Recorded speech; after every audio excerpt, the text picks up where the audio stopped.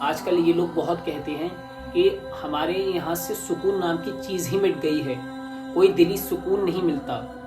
آپ مجھے بتائیں کہ دلی سکون کیسے ملے گا؟ ہم لوگوں نے رب کے حکم کو ہی توڑ رکھا ہے۔ اس طریقے سے اس نے اپنے حکموں کی بجا لانے کو ہم سے کہا ہے، وہ تو ہم کوئی کام نہیں کرتے، بلکہ دنیا میں آ کر دنیا کی طرف ہی رغبت کر رکھی ہے۔ ہمیں یہ بھی معلوم ہے کہ آخرت ہے، لیکن اس کے باوجود بھی ہم اس سے ناواقف ہیں۔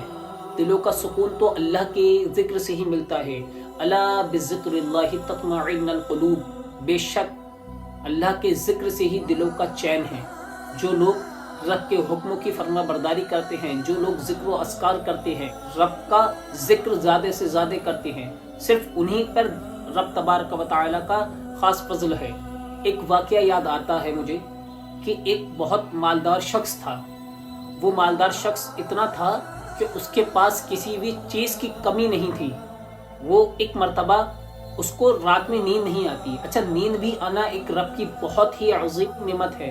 جن لوگوں کو نیند نہیں آتی وہ لوگ ایک گولی لیتے ہیں نیند آنے کے لیے، لیکن ہم لوگ اس کا بھی شکر ادا نہیں کرتے کہ ہم لوگوں کو نیند آ جاتی ہے۔ یہ بھی رب کا بہت ہی عظیم تحفہ ہے کہ بہت سے لوگوں کو تو نیند بھی نہیں آتی، وہ لوگ دوائیاں میڈیسن لے کر نیند لانے کی کوشش کرتے ہیں، لیکن ہم تو بغیر اس کی دوائی، بغیر کسی چیز کے رب کے حکم سے ہمیں نیند آ جاتی ہے۔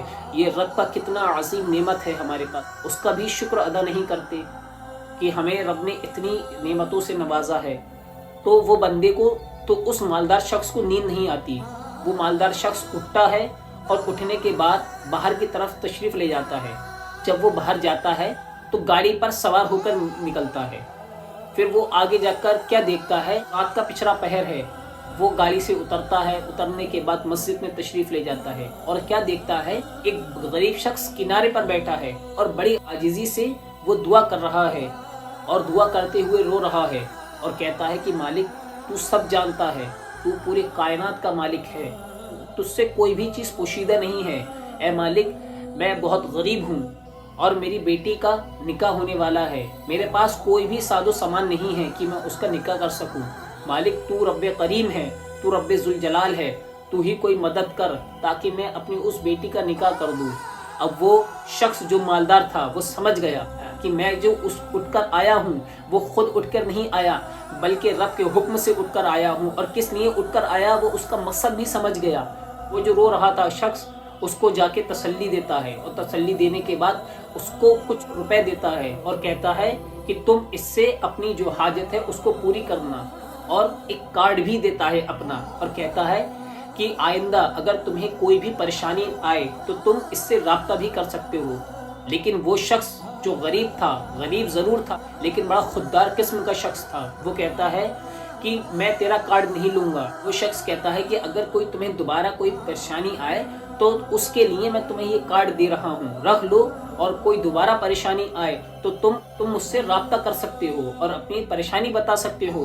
تو وہ شخص کہتا ہے نہیں، میں اپنے رب کے سامنے سجدہ ریز ہوا ہوں، اسی نے میری مدد کی ہے، جس پہلی مرتبہ بھی میرے رب نے ہی مدد کی ہے، اور جب بھی کوئی مجھے پریشانی، اگر دوسری مرتبہ بھی مجھے کوئی پریشانی لاحق ہوگی تو میں تیرے پاس نہیں بلکہ اس کے پاس آؤں گا جو پوری کائنات کا مالک ہے، جس نے تجھے امیر بنایا، جس نے پورے جہاں کو پیدا کیا، میں اس کے پاس جاؤں گا، اب وہی میرا انتظام بھی کرے گا جس طریقے سے اس نے آج میرا انتظام کیا ہے۔ وہ شخص اس کی بات سے بڑا متاثر ہوتا ہے اور وہ بھی رب کی اطاعت و فرما برداری میں لگ جاتا ہے۔ تو میرے پیارے دوستو، جو لوگ رب کی اطاعت و فرما برداری اور اس کے ذکر و اذکار میں لگ جاتے ہیں، چاہے وہ غریب ہیں، تو ان کے لیے رب اس طریقے سے منزل ان کی آسان بنا دیتا ہے کہ ان کی گمان میں بھی نہیں ہوتا کہ وہ منزل ہمارے کس طریقے سے آسان ہو جاتی ہے۔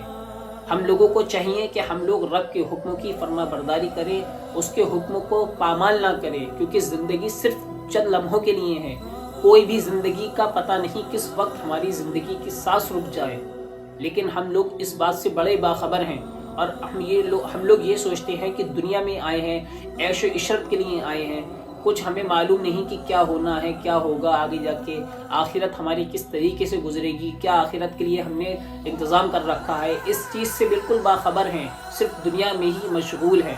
ہم لوگوں کو چاہیے کہ ہم لوگ بھی آخرت کی تیاری کریں۔